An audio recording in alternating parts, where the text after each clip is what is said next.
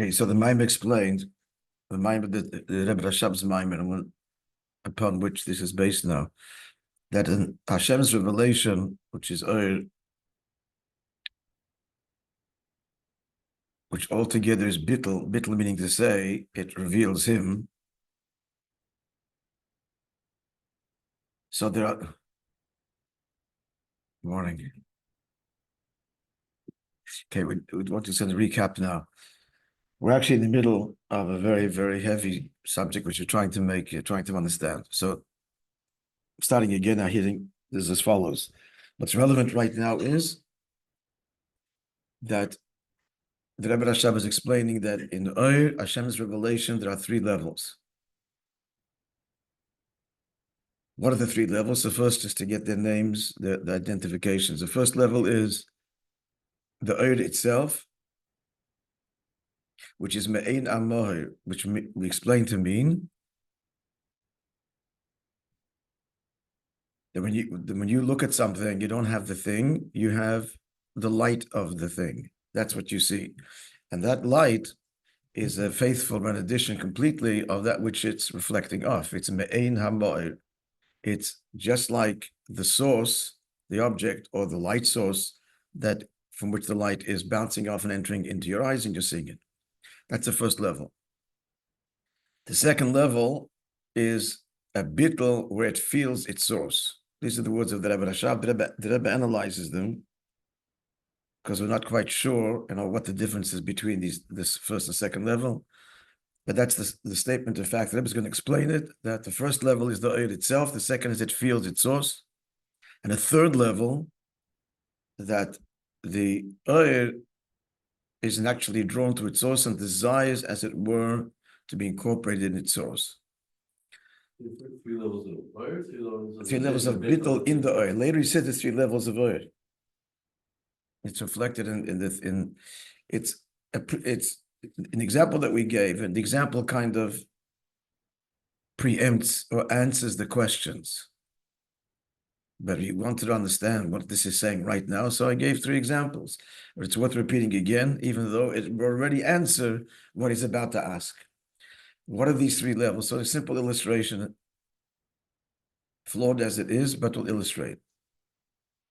We're saying that oil is the image of that which it is an image of. Light, you see something far away because light is traveling from it to your eye. So you're a picture, a photograph, which is what your mind does. The eye is a very complicated camera. So the picture, the first appreciation of this, what's the picture of? So the example I gave was this beautiful lagoon in Hawaii that we were at for my niece's wedding, that we went touring a bit. So it's incredible, like paradise place. So hit the picture. So I show you the picture. The first effect that the picture has on you is, well, what are you seeing? You're seeing a picture of the lagoon. And then nothing other than that.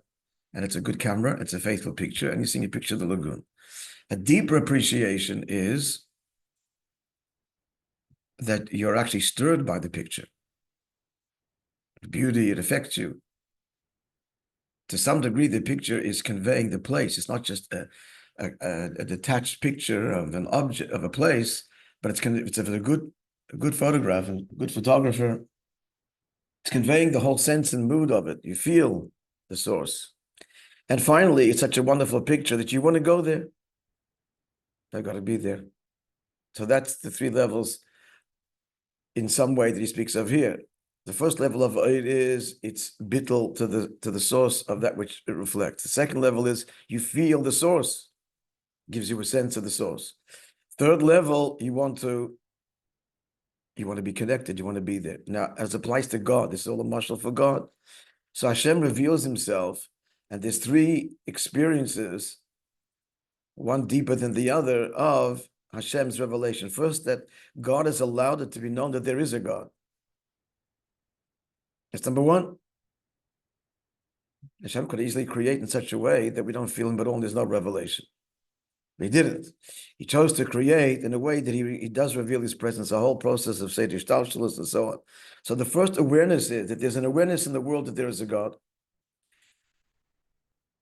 A deeper is a relationship, a feeling. Feelings of love or reverence. You feel the source. And then a final appreciation that God allows for is to want to be one with him. And to be one with him. To have that desire, and then to be one with him. How do we one with God? That's the Torah mitzvahs. To seek ways to be one with him. So 3 levels. There is a God. B, that's A. B, it invokes a sense of awe and wonder. And C, a desire to be one with him. Right now, even as I just told you, by saying this, it would preempt some of the questions, but nonetheless, okay, that at least gives us some measure of what we're talking about. Now, the question he asked was, there were 2 questions. Anybody want to repeat them? The 2 questions in the second paragraph is given. No other. What are the 2 questions? Tzarich Love on top of the page. And then Gam Tzarich Love in 3 lines later.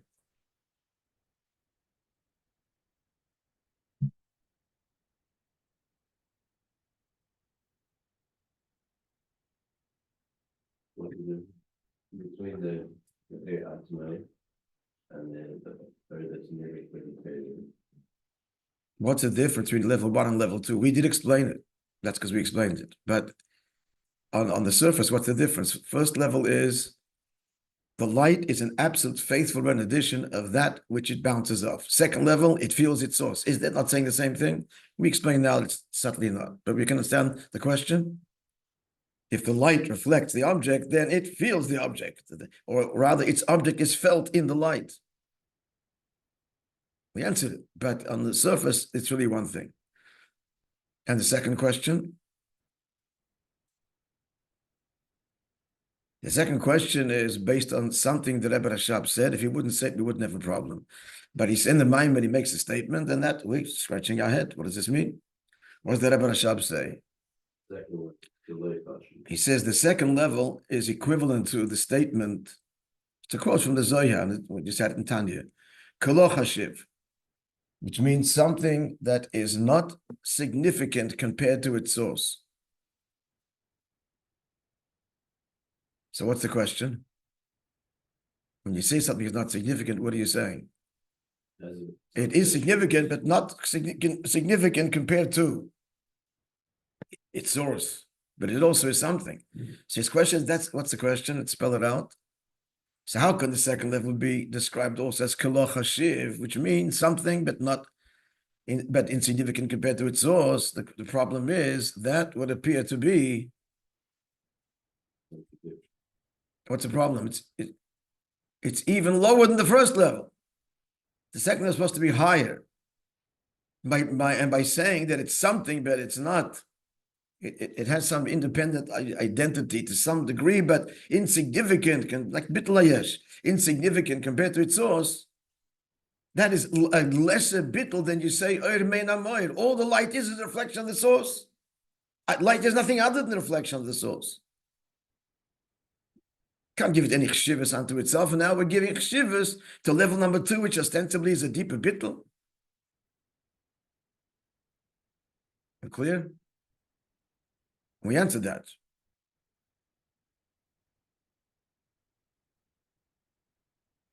So let's begin now again. So now, what's it, the 3rd paragraph? Yes, of Base Gimel. Is it? 1, 2, 3. Yes. So the explanation in light of that which is known, that gam she'oira mein hamoed. So on the one hand, yes, light is nothing other than the source from which it emanates. That's what it conveys. It doesn't convey anything else. It has no separate identity. Light bounces off or is projected from the source and reveals the source to us. Nonetheless, as we said before, it's just a picture. The actual object which the light reflects is removed. It's a mountain 100 miles away. For taking a picture of a mountain, or whatever the case may be. Anytime there's a picture, there's a distance. The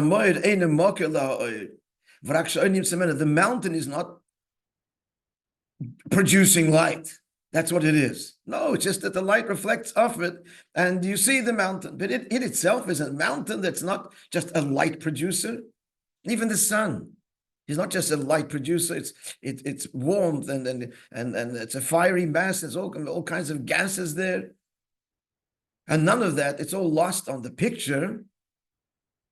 You don't know anything about the sun really, other than it's a luminous ball in the sky. And you've got a true picture of it. It's the photograph is correct, but the mocker, the sun, or the mountain itself is movable. Is this clear? Obviously, yeah. Therefore, it's so true. It has no identity, but what is it revealing? It's just revealing that there is a sun, there is an object. I don't have the mahus. I can't touch it. I don't know what's going on inside. I show you the picture of the lagoon. You don't know what a lot of things you don't know the temperature of the water. I mean, you can't smell the ocean air and there's the fresh water flowing into none of that. You have the Metzias. Yes, this is a beautiful lagoon. And it's a beautiful picture, but you don't have the mahus. That's the downside of oil. I mean, the downside means to say the distance, really, that light is from that which reflects. It's merely an image. On the other hand, it's a faithful image. So now the second level. The second level, this is what he's saying now. Because it's a faithful rendition, we do feel, on the contrary, we feel how the actual thing is so far away. By the picture says, this is in Hawaii, not here. And you're not having, it's not revealed in this picture. This is all part of its upshot. Its truth says two things. This is a picture of Hawaii, but Hawaii is not here. Don't delude yourself. It's thousands of miles away. The picture says that.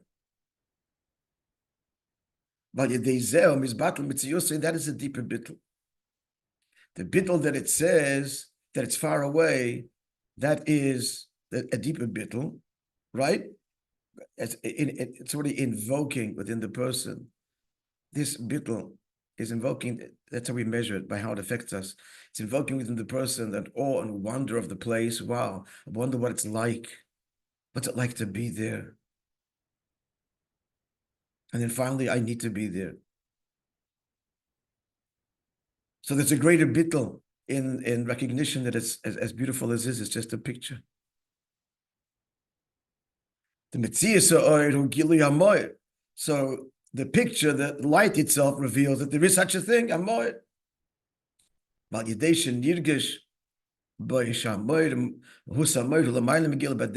when we realize that this, which is a picture of, is completely, it's not just a picture producer.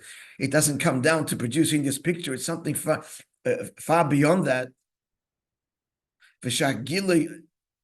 And the picture is it's something. Now he's saying, yes, it is something, but it's completely insignificant to the actual place. You can look at it for endless hours, that's true, but at the end of the day, it's only a photograph. So is it choshev? Yeah, it can sell it for a lot of money, but it's completely insignificant. So whom is battle mitzvah, that invokes the light itself, the picture itself, then calls less attention to itself, but calls attention to the wonder of the place. This is, as you stand there watching it, you're considering it deeper and deeper, the wonder of the place that it's a picture of. And if we're talking about Hashem, the wonder of Hashem. So to answer the question why Lachoshech, can you hit the nail on the head? Why is it called Lachoshech? Because it is something. What is it? It's a beautiful photograph. But it's Lachoshech, completely insignificant compared to that which is it is a photograph of.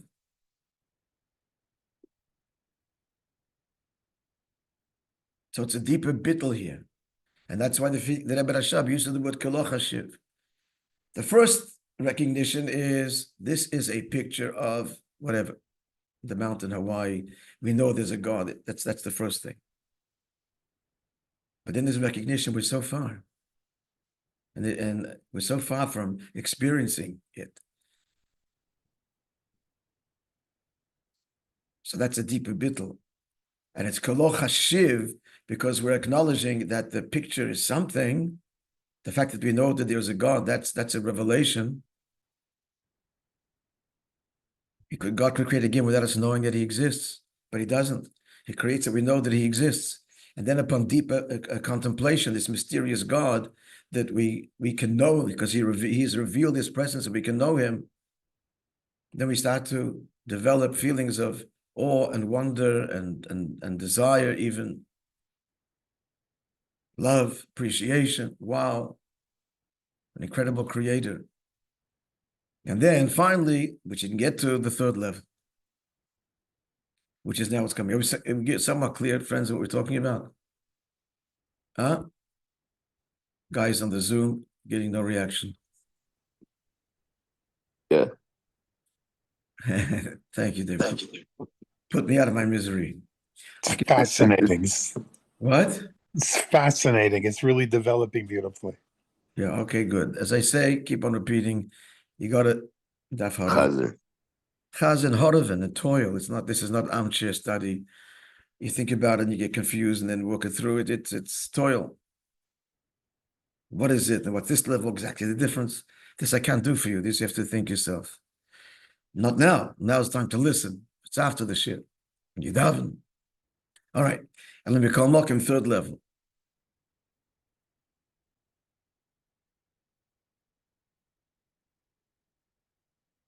Nonetheless, even the second level,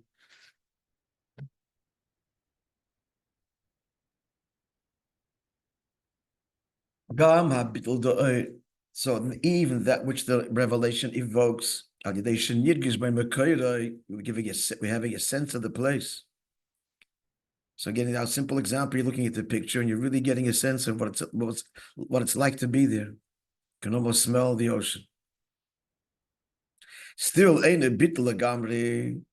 It's not a complete bittul, meaning to say, you and the picture still something. It's not the thing. Because the picture and the source are two separate things, or the light and the source are two separate things. And the light emanates away from its source. The picture is in Montreal.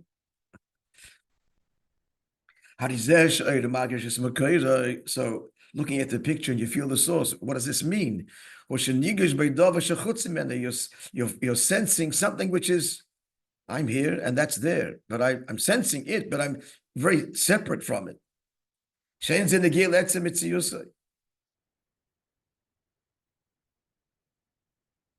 When those words go on,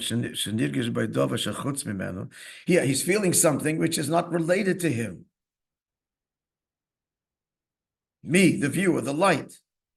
The light is a picture, and the real thing is completely not in the picture. I mean, not conveyed. It's conveyed by the picture, but it's not the picture. Therefore, looking at it,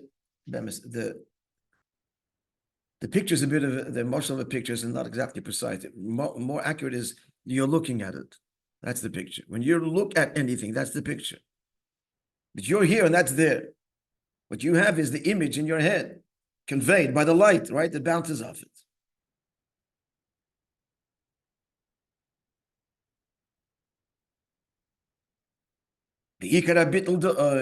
So the true bittul of seeing God, again, this is God knowing, allowing himself to be seen, to be known. First, that there is a God, and then the deeper one is we feel and sense that we come from God, and there's an awe, and this invokes emotion, evoking our insignificance. Although I feel I'm something, but since God's constantly creating me, I'm really nothing. That's the nirgush. It's the second level. First one, simply there is a God. Yeah, I agree there's a God.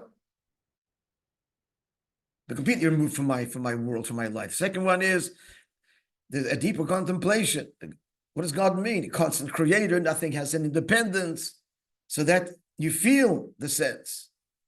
It has an effect. It's knowing that there's a God is changing something in you. But you're still separate. What's the ultimate knowing that there's a God? What's the ultimate revelation? He wants the true bittul. What is God allowed for by revealing his presence? He's allowed for us to know him so deeply and get so close that we should want to be one with him, and we can be through Torah mitzvahs. That's how deeply God has allowed himself to be known, that it's no longer just an image, a picture, an awareness of his existence, but truly becoming one with him. That's what's meant by the light desires to be united with its source. It means that the light means the revelation. God allows himself to be known so absolutely that the result is there's no alternative. He's the only reality. How can I feel separate? I must merge and lose my sense of independence and be one with him completely and absolutely. That's how much he knows himself to be known. His absolute truth, his exclusive absolute truth. That's what a Yid achieves, and that's the Torah mitzvahs. More elaboration.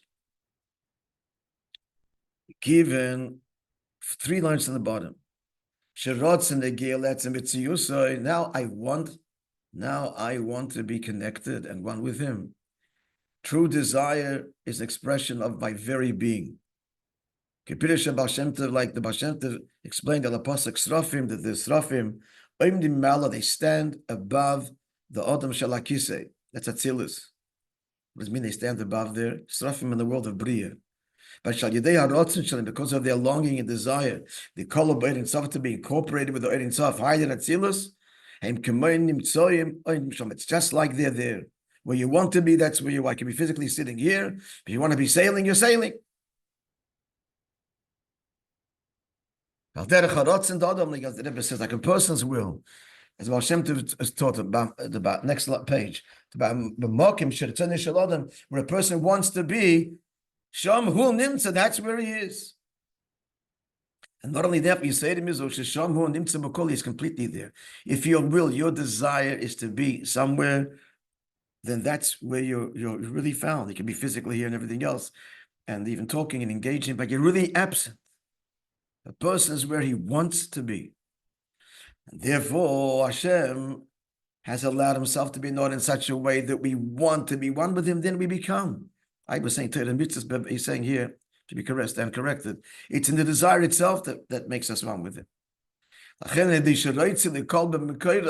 desire to be incorporated within its source, it's as if the picture stops being a picture, and looking at the object, we actually become one with it, one with God in the Nimshul. Therefore, this is the highest bittul. That the image, the light evokes this strong desire that this is the only emes, and like to be incorporated in the source with bittul agambri. That's the ultimate bittul al derech habittul doira kol b'moed, just like the bittul of the light before it even emanates from the luminary. As Tatum explains in Tanya, you're using the sun. We can use any object, but the sun, it's easier to see because it produces light. It's an object that produces light. I mean, everything else is the same thing. You look at something because the light's bouncing off it. Same principle. But the sun, so is there light in the fiery mass of the sun? There is, obviously, because if it produces light, it's there. But completely not discernible. All you see is the fiery mass. It's not image of me, it's just me. In the sun itself, it's not the image of the sun, it is the sun, even though the earth is there. So it's because the earth emanates, doesn't come in a vacuum. The earth emanates from it, bounces off it. But in the sun itself, it's completely bottled the light, the revelation. You can't speak about revelation, just talk about God. At that closeness and intimacy, it's not you revealed to me, it's we're one. And that's the ultimate bittul. That's the Eira Kol B'Moed. The revelation of God to be known is not known by something other Know me, experience me in my world, in my truth. That's what Oir HaKol B'Moed means.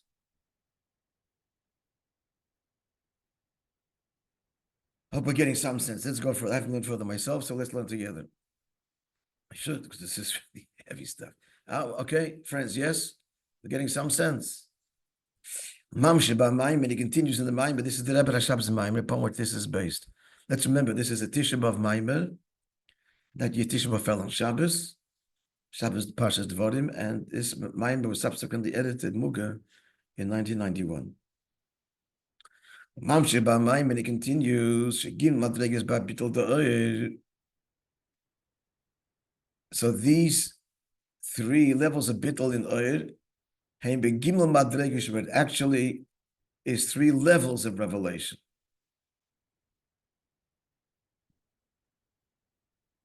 And we're all familiar. There's three levels of revelation: Mamala Kalalmin, Sevav Kalalmin, and Atzmus, as it were. Or Shem Elikim, Shem Havai, and Eibush himself. Habitl Do'el Mitzad Atzma is the lowest level of Bitl itself. This is a picture of something else. That's all this is, a picture of the lagoon or the Nimshal. That Hashem, which is the point of all of this, of the Mashal, that Hashem allows and reveals himself such that we know that there is a God. That's an objective, true statement. There is a God, complete bittul. That statement is a bittul-dika statement.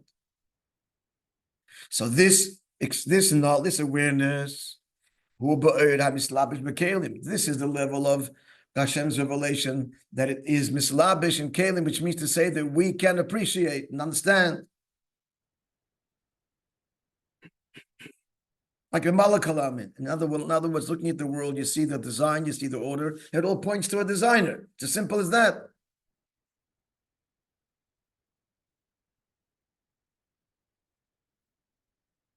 That's readily discernible. Then there's a higher revelation. And then the second level, which we identified, where the revelation evokes a sense of the source and relationship. That parallels a revelation, like Sefer Kalalman, that is higher, the wonder and awe of God, not just a divine designer, but the divine designer comes from an infinite, obviously eternal place, and that's higher than being invested in kelim and grasping and defining. But it's still, when you say Sefer Kalalman transcends all creation, on the one hand, it transcends, but it's defined by its transcendence. So it's begeder slapshus. It could be invested, and it is through the tzimtzum.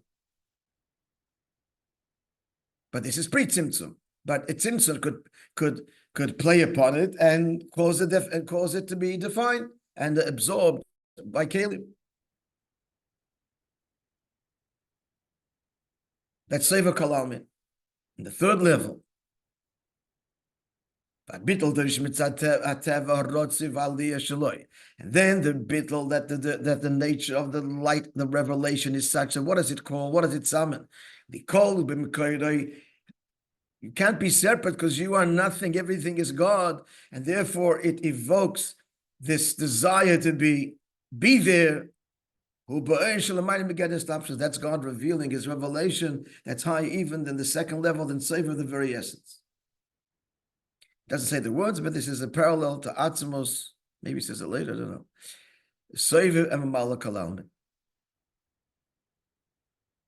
Atzmos is the essence of God. Sefer is his infinite revelation. Malkalam is his finite revelation. So this finite revelation is something we can appreciate and understand. His infinite evokes awe and wonder. And his essence, when that's revealed, then there's nothing else but him. Ein nit milvado. Yeah.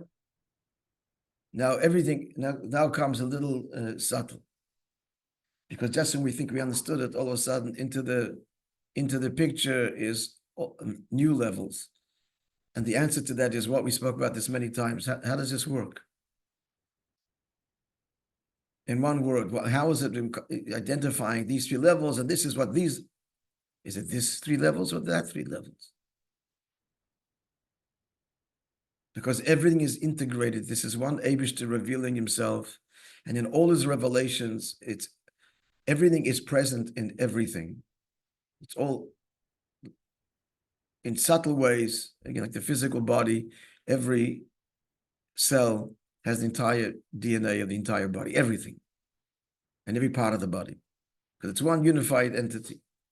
So to Lamaila, these three truths, these three revelations in the grand sense of Sovev, Malakalam, and Olikim, Sovev, Yudke, Vovke, and Atzmos are also present and expressed in the system itself, in the divine revelation, and that is